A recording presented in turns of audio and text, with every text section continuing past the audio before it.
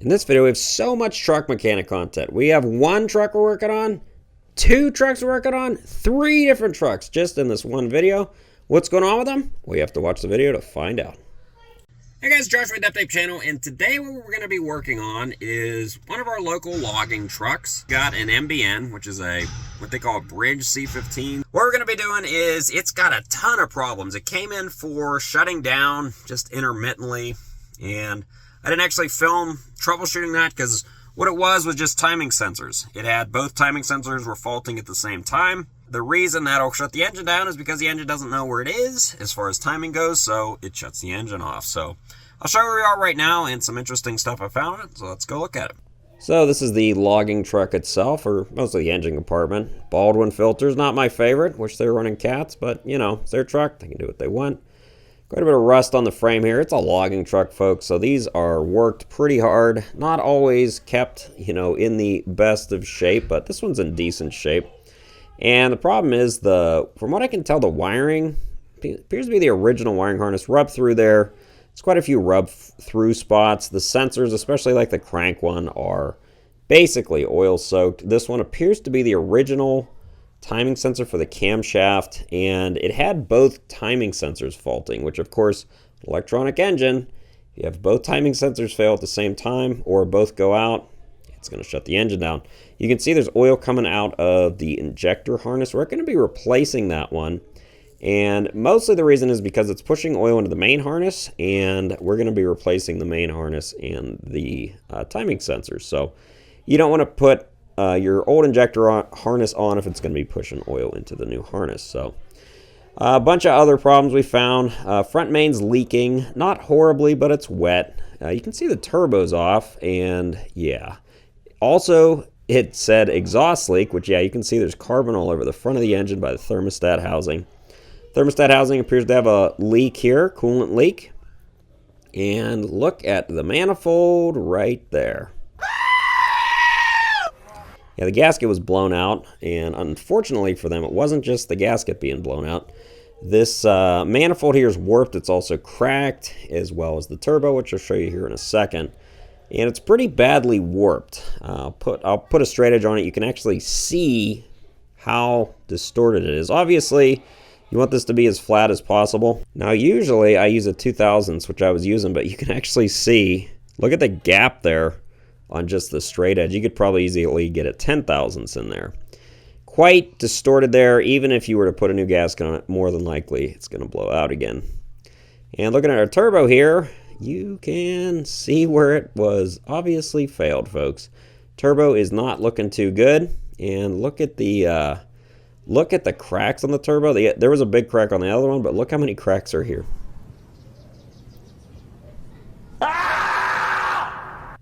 Yeah, unfortunately, the turbo is cracked in several positions. Between the ports there, that kind of distortion and cracking, that's actually somewhat normal.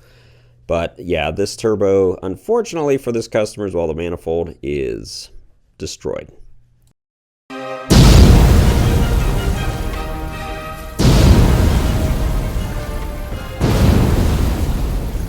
this week's destruction leak comes from our very own shop, and it is obviously a haul truck, but look at the final drive, the planetary here.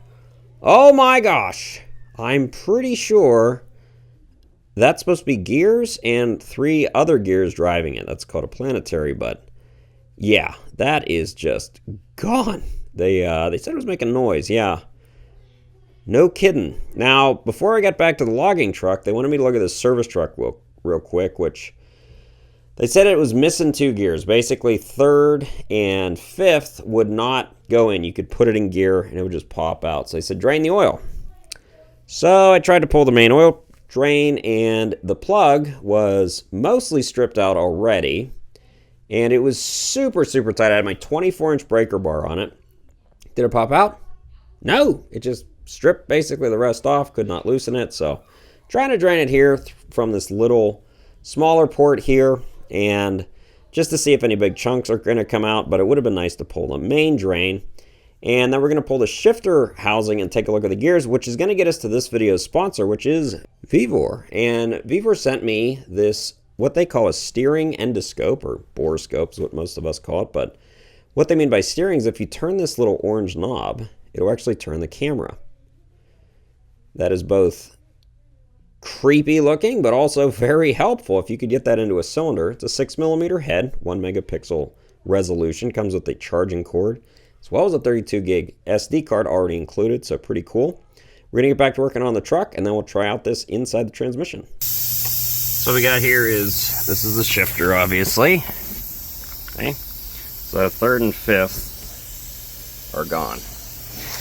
But what we're gonna do is we're gonna pull the shifter tower here, which are these 4 bolts, pull it off, and hopefully we can see something. If not, you can actually take this top plate off, which is a little more intricate, but get that off and you can see a lot more of the transmission. So let's see.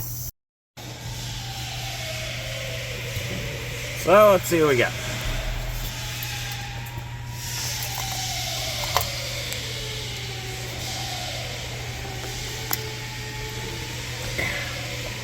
It's all different than the traditional ones I'm used to seeing with the detent balls here, but still an Eaton. This is a smaller Eaton, as you can tell.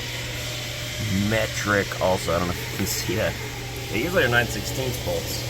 Just on the older Eatons, but metric. Yeah, they were 15mm head. So you can see some of the gears, but not too many. Let me get my endoscope, see what we can see. So we're looking at here is the screen. I'm recording it from my camera here to the screen. Later I'll cut directly to the file, but you can see we're looking inside the transmission. I don't see any damage to the gears at this point, so that's where the endoscope's going to come in handy. Now if you look at the date and the time on the camera, folks, that's my fault. I did not update it. This was taken a couple days ago. This is not old footage from a year and a half ago. And what they needed to know if the service truck was going to be down. Now obviously if the gears seem like they're out, that's a problem, but couldn't see any damage in the oil, so what we wanted to do was see if we could see any of the physical damage. So what I'm going to do now is I'm going to switch over to the actual recording from the endoscope, and this is it. So this is actually straight from the SD card itself. You can see it's pretty good resolution, and this is one of the darker places you could be. We're inside a, not the brightest shop, inside of a cab, inside of a transmission, and this is pretty good resolution and good lighting here. Now the lighting is from the camera end itself, and there's 3 different settings on it. This obviously takes video. This is recorded from inside. It also takes stills, so you could take pictures or video, which is what I was doing here. I took some of the stills also, very good. The resolution's really good there. You can see that part number very clearly. And we're looking for one of the gears that, well, has any damage. So we're going to be poking and prodding around looking for what seems to be a problem, and I think I see it. Pretty sure most of you can see it already, but doesn't look like this transmission is going to be fixed anytime soon. It's going to have to be pulled out, but look right there. That side gear there is totally damaged, missing a lot of teeth. Or rather, I mean, the teeth are there, but large pieces of the teeth are missing. Now, I could not see this from the top, maybe if I pulled the main plate off, but at this point, thanks to the endoscope, I don't have to pull the entire transmission apart in chassis. I know I have to pull it. I'd like to say thank you to Viver for sending me this endoscope, and check out the link in the description to get yourself one. Now let's get back to our logging truck there. I did end up pulling that transmission, but didn't film that. I wanted to get back to the engine work here. So what we're doing now is pulling the valve covers, because what we're going to be doing, like I said a little bit earlier in the video, is doing the harness and also the injector harness. So a lot of this video is going to be me doing the injector harness. And what I'm talking about here is the grommet. Now, if you don't know what I'm talking about, this is a grommet. And a lot of the blow-by tubes are missing, or they have a damaged one. And a damaged grommet, which goes on the blow-by tube here, is one of the bigger reasons I see oil all over the top ends of the Cat, particularly C15s and 34.6Es, because the grommets are there, and they're basically the seal. The tube itself isn't necessarily the seal. This is the seal, the grommet itself. So generally when I'm doing anything and I notice that the grommet's either missing or in bad shape, I'll usually order one for the customer, because they probably don't know that the grommet needs to be replaced, and it would have kept this side of the engine much cleaner. You can see a lot of the dirt and oil around where the blow-by tube is. Overhead looks pretty good. Customer wanted an overhead done since we're going to have the valve cover base off, which makes sense. And since we're doing the injector harness, kind of showing you the layout of the harness. Since this is an MBN, this does not have IVAs, so we don't have to worry about the IVA portion of the harness. And if it did have IVAs, there would actually be two separate harnesses, whereas this one only has a single harness. And what we're doing here is we need to pull off the exhaust manifold. The coolant's still draining, and to get the exhaust manifold off the studs, need to pull the thermostat housing. So we need to wait for the coolant to fully drain before we pull the thermostat housing off, and then pull the rest of the manifold off. Now, unfortunately, the turbocharger is coming out of Texas, I believe, so we're not going to have it until at least around Christmas. It might even be the following week. So this repair is going to be kind of a 2-week deal, unfortunately, but I can show you the injector harness replacement and some other minor things. Also, folks, we have another truck we're going to be working on in the later part of this video. It's very interesting.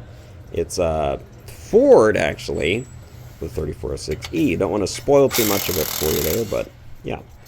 So what we're doing is we're pulling off. Try to pull this, not the whole studs out like that, but sometimes they come out. We're trying to pull the nuts off and take a look. So we're getting ready to pull our valve cover base here. You can see the oil that was pouring out of there. Unfortunately, that's a problem with these cats, is pushing oil through them. I believe John Goldsmith said he puts silicone somewhere in the harness. I don't know if he pulls it back and tries to apply it directly behind the connector there itself. I'd like to, if I ever meet him, I'll ask him a question. He'll probably have 1,000 things to tell me, but I don't know how effective that is, folks, but he seems to like the idea there. And I'm kind of showing you where the bolt layout is.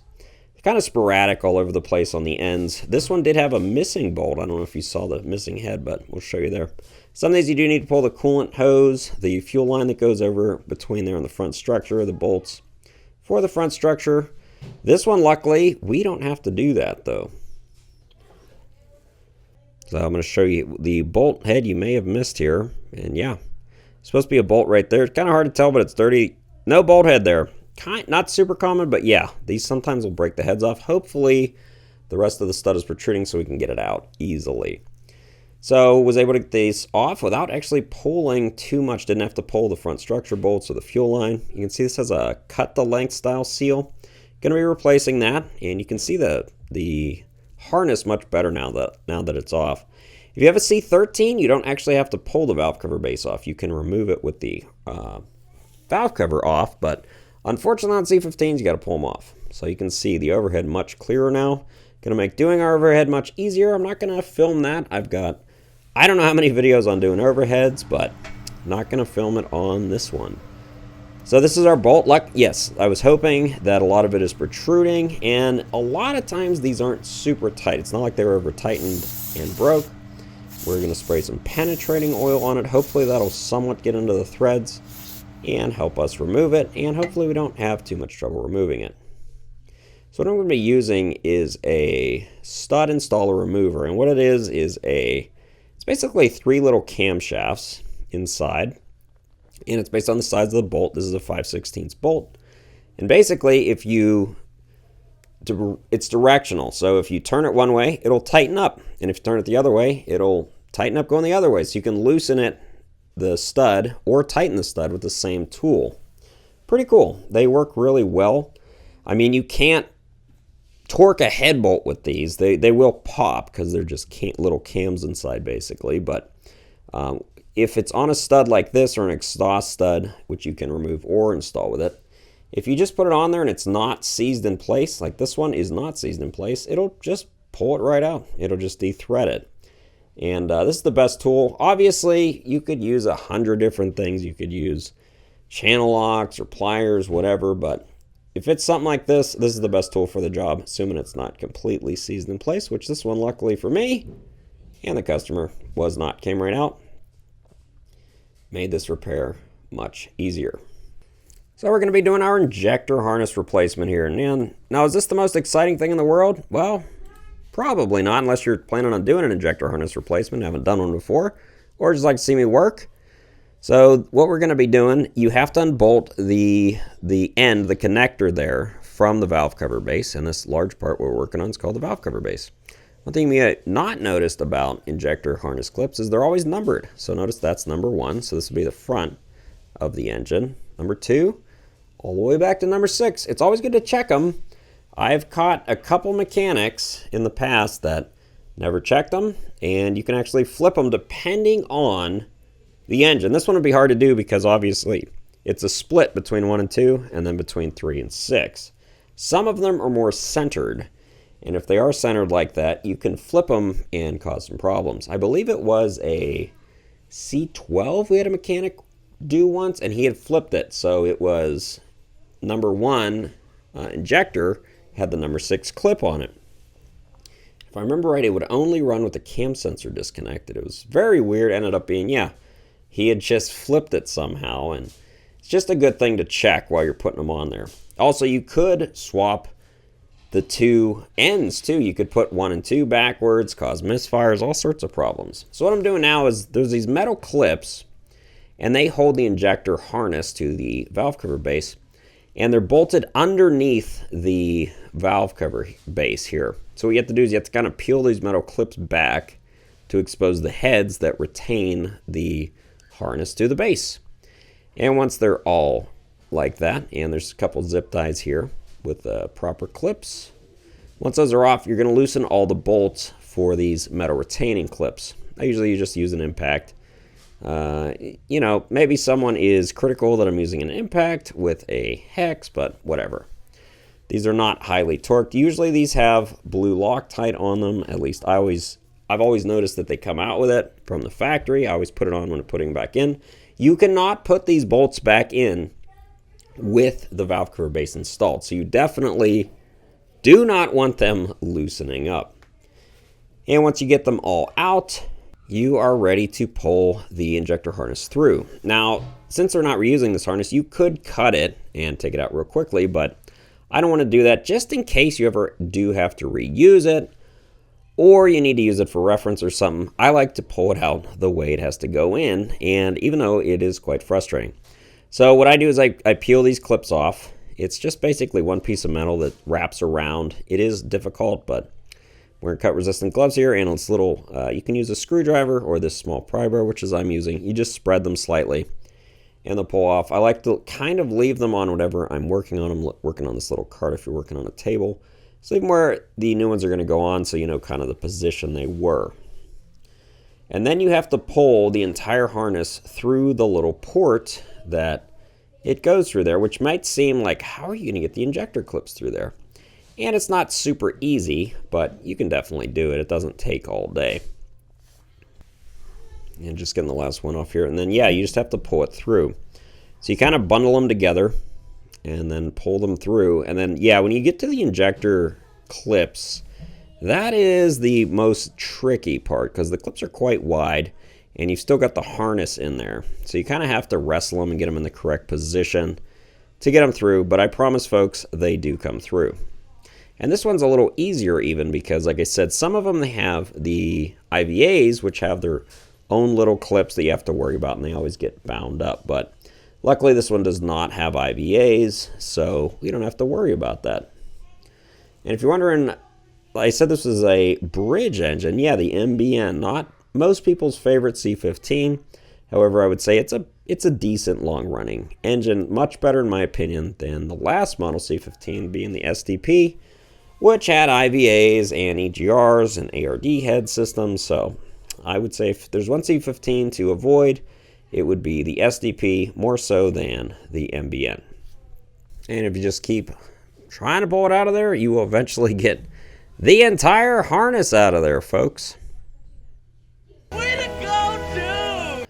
So once that's out of there, I'm going to go ahead and throw it away because we already have our new one ready to install. So let's get that one ready to go. So we've got our new harness here. It does not come with a seal. As with most cat things, you have to install the seals or buy them separately. One difference with this harness is it has specific detents for the injector clips, whereas the other one was kind of the full floating one where you could kind of position where you wanted it to, but it's fine. It'll work either way. Now this seal, like I just showed you, you can pull it, you don't have to pull it over the entire harness. You can actually stretch it over the front face and then install it that way. But I generally like to put it on here before I have it fully seated in, although you could do it once you get the harness mostly in, but this way you have the most room. So what we got here is we're just going to be basically doing the opposite of what we were doing before. And you can see what I was saying before. This has little 3 detents. So this would allow the injectors to only go basically in 3 different positions as far as the harness goes, whereas the old one was the full floating one where you could position it basically wherever you wanted to. Not saying one's better, one's worse. It's just how they were designed. It is unusual, I would say, to see them with the detents, because usually it seemed like the detents were on the older ones, like the 3406Es. But this one being a C15, it is kind of weird that it updates to the one with the little 3-position detents. So you see the little white stripes on the new harness. That's actually, those are indicators. So that's telling you kind of where to put your metal collars that you'll be reinstalling. So that is nice from CAT that they just don't, hey, just wing it. They kind of tell you where to go. And you can see I'd fed that main line in there. Cut out the, well, I didn't cut out anything. I just kind of shortened the video here because I didn't want to spend an hour showing you how to do this. Not that this takes an hour, but yeah, you're just feeding it through. Once it's in position, you can kind of see the white lines I was talking about there. And what I like to do is put the metal clips on, kind of get them in position without tightening everything in place. And then once everything looks like it's pretty much lining up, tighten them down. And you do have to be kind of careful, because if you get them too far out of position or you don't bend them the right way, what I'm talking about is the metal bands, is they can actually interfere with installing your valve cover base. And you might be saying, well, how would they interfere with the valve cover base? Well, they don't interfere with the bolt placement. What happens is when you get them on there, those metal band clips, not the ones here through the center, but next to where the injectors sit, actually can hit the injectors. I don't mean hit them, but they'll contact them. And if they're too far out of position, you won't be able to fully get the valve cover base bolts lined up without having to either pull this back off and reposition it, or kind of force it in place. And generally you don't want to be forcing these in place against the injectors. So once you get them back in place here, put your bolts in, put some blue Loctite on, you're pretty much ready to go after we install the new seal. So I've got a new seal installed here, and I did use gray silicone. I know, I don't like silicone, but this cut to length seal, you want to use silicone where the cuts are in the overlapping section, because you're going to have a little place there where there could be a gap and you could have an oil leak. So this is kind of difficult, but you need to get it back in position. Be careful because you don't want to hit your new seal. It's also easy to knock the seal out of the channel. And if you get it knocked out of the channel, it can fold over, and it's pretty much 100% going to leak if it's out of the channel. So just be careful when setting it in place. You can see the blow-by tube was kind of missing with us there. We've got a couple harnesses in the way here on the left, and you have to be mindful of the tabs on the ends, and there's just a lot going on here. Luckily, we've got the coolant out and that upper tube off. We didn't have to pull the fuel line, and we know it will go on because we pulled it out like this. So you can get it to kind of just gently drop in place here. If it drops in place and it's pretty much no gap, you know that you're pretty much good to go. It's always good to go walk around it though, just to make sure. Look at that. Looks pretty good. Hey guys, Josh with the Update Channel, and today what we've got behind us is a Ford with supposedly a 3406E in it. You might be saying, what?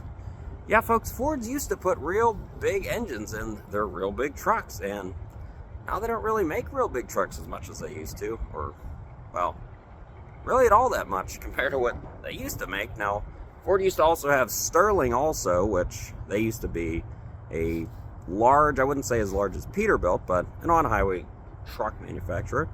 And this one has an engine mist, so let's see what's in this and see what's going on with it. Also, what's up with this hood emblem? What is that guy? Unfamiliar. Now, folks, this engine is a 3406E, but this is kind of something you don't see every day. First off, it has ether injection, but this is what I call a crooked cat. And if you can't tell, the engine is not straight. So I'm holding the camera straight, and it's harder to tell, but I'll go to the other side. Sterling and Ford did this. So look at the valve covers. They're normally flat. but it's actually leaning this way significantly. Look how low the turbo is. Normally on an 34.6E, the turbo's several inches above the frame rail on the exhaust side. It's literally because it doesn't fit under the chassis, they have to tilt it to get it in there. These are kind of a missed engine of history. This is the only chassis and the Sterlings that I know of that they did this, and this was actually stock. They actually had them stock twisted like this, so pretty cool. I haven't seen one in a few years. Check the oil, it's clean, the coolant's clean. They are running green coolant. This intake tube here is rubbing on the hood, it looks like. Mattress bed springs up there, but don't see anything external that's a problem. Let's start it up and see what we find. Alright folks, we're hooked up, and it sure as heck is a 5EK, so 34.6E. You could tell from looking at that, but 5EK is probably the most popular 34.6Es that I've seen, at least. And if you can't tell from the frost on the windshield, it's what we call pretty cool out today. It is, what's it saying? Oh, it went away. But 29 degrees, that's what it says on my deal there. No active diagnostic codes. Logged, we almost always have log codes. So we're at 13,702 hours. 5-volt reference supply low. High coolant temp warning. Low coolant level, very low coolant, and an overspeed. But the overspeed was a long time ago. So 1,800 hours, we're 13,000 now, so overspeed is not really a concern that I think of. Let's see. The low coolant and very low coolant, that hasn't occurred in 1,500 hours, so that's a pretty long time. This is concerning, and that's concerning. Let's see if there's any logged events. A lot. High coolant temp, very low coolant level. Pretty much, yeah. Pretty much the same things we're seeing in both instances. Let's go to if these have critical events. They do not. So, okay, so we got some codes that are concerning. None of them are currently active. Let's see with that reference voltage problem. Let's see if we have any faults with our sensors before we start it. Throttle position, that looks fine. Fuel temperature. Remember, it's in the high 20s, so these are pretty close. Atmospheric pressure, yeah, all those look pretty good. So let's start it up and see what it sounds like. This has a push button start. I wonder if the horn works. Beep. No, of course not. Beep.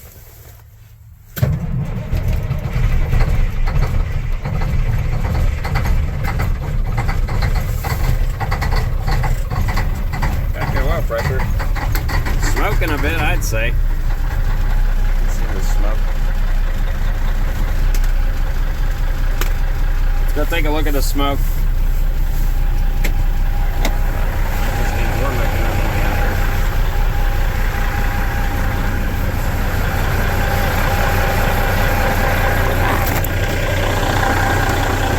Now, it's hard to tell because the sky's so gray, but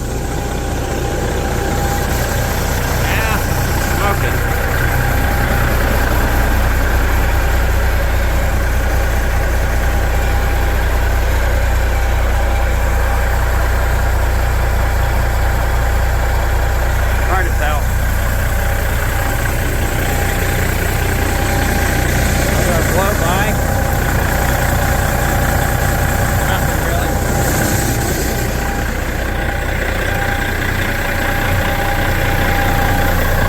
Some smoke on a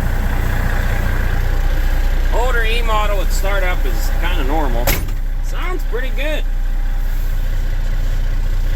The speed on the engine speed's very stable.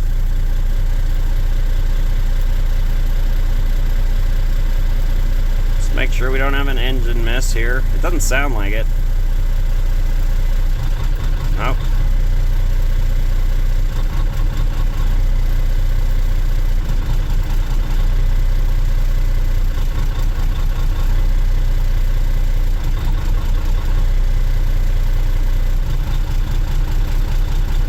Those are all firing fine. There was no sign of coolant on the oil.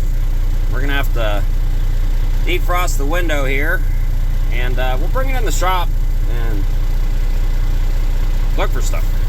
Alright, so we're up to 90-degree coolant temperature. Our windows are now clear of frost. We've got our something guy hood ornament thing down there. Engine's not smoking anymore. You can hear it sounds pretty good. I do notice, or at least I can really smell exhaust fumes in the cab though, which obviously that's not good.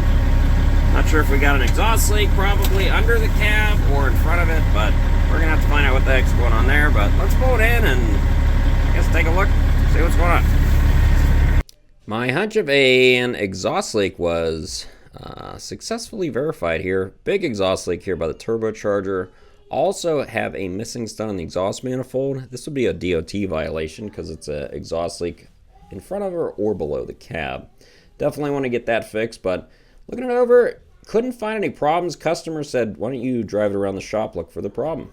So we're a couple hours later in the day, and we're got our little hood emblem guy. Look at that school bus there, very festive. Got our data log running. Gonna be looking at parameters, see if we can get that code to become active. So apparently it was written up for fuel issue and running rough. Not sure, I don't think we have a fuel issue. It seems to be running very good. Fuel seemed clean. The problem is most likely the 5-volt reference code, because a lot of, well, pretty much all your 5-volt, or all your sensors, your 3-wire sensors like boost pressure, atmospheric pressure, they get a 5-volt reference. And with the voltage low, that one, that will cause them to freak out, and then you'll have problems. So we're going to drive around the yard and see what we can find. Forward. Hopefully it's bumpy enough. You're supposed to beep the horn twice before you go. There you go. Beep, beep. Wait, horn doesn't work on this one. Let's go! All that let's going didn't help us because I drove it around for an hour. Different gears. Trying to find every bump, trying to get it to act up. So what we're doing is brought it back in the shop. We're doing what we call a wiggle test. So a wiggle test, you basically load a set of parameters and then you wiggle the wires when you suspect you have a harness problem. Remember, this is a 5-volt reference problem, and the 5-volt reference problem is probably what the customer is experiencing when he thought he had bad fuel. Now, supposedly he got fuel, then he started having the problem, and there's no signs that we've got a fuel pressure problem or any sort of miss. The engine runs perfectly fine. So what I think is happening is I think it's a coincidence about the fuel fill-up time, but he said the check engine light will come on and then it starts acting weird. So the most recent codes we have are the 5-volt reference. And a 5-volt reference is basically 3-wire sensors get supplied 5 volts from the ECM. If they lose that 5 volts, they freak out. And usually the 5-volt reference is sent to multiple different sensors. So the ECM could be losing, let's say, oil pressure, coolant temperature, atmospheric pressure, boost pressure. If it's losing all those, it's going to run poorly. And what I'm looking for is wiggling the wires and trying to find if we can get this code to come back. If we can, we'll know the area of the harness that we're looking at. Maybe try to fix it or repair it or replace the harness, depending on what we find. Might just be a bad sensor, but we have to locate it first. One thing you do want to do though, folks, is push the start button. I always forget to do this on the wiggle test. I'll bring up the parameters and yeah. So yeah, push your start button there. But not one, but many of the problems I found on this were harness problems. So it's very hard to tell here, but there's an oil pressure sensor right here, kind of behind the turbo below the exhaust manifold. And as usual on these E-models, it's oil soaked and the conduit on each wire is actually kind of disintegrating. And those will short out. That's pretty common. The water temperature, coolant temperature sensor also on the thermostat housing, similar, oil soaked and the conduit's falling off. There's some damage to the boost pressure sensor wiring. There's a small amount of damage to the wiring coming out of the main harness on the ECM. There's just a lot of little problems, but that doesn't necessarily mean where I'm looking is the problem. It could be anywhere in the harness, it could be any of the sensors, and it's not the ECM itself, generally. It's a harness or a sensor problem. So wiggle test will help you find it, because if you do get a short with the test started, it will make a big loud screech, and then hopefully you'll know you're in the right place. But unfortunately, I messed around with this wiggle test for about half an hour after test driving it there for an hour, and unfortunately was not able to find it. So in this video, we weren't able to fully figure out or fix the logging truck. Well, figure it out. We were mostly waiting on parts there. Weren't able to figure this one out. We did find the transmission problem though, and this video is getting pretty long, folks, but that's going to be it for this video. Hope you guys enjoyed this one. Thanks for watching.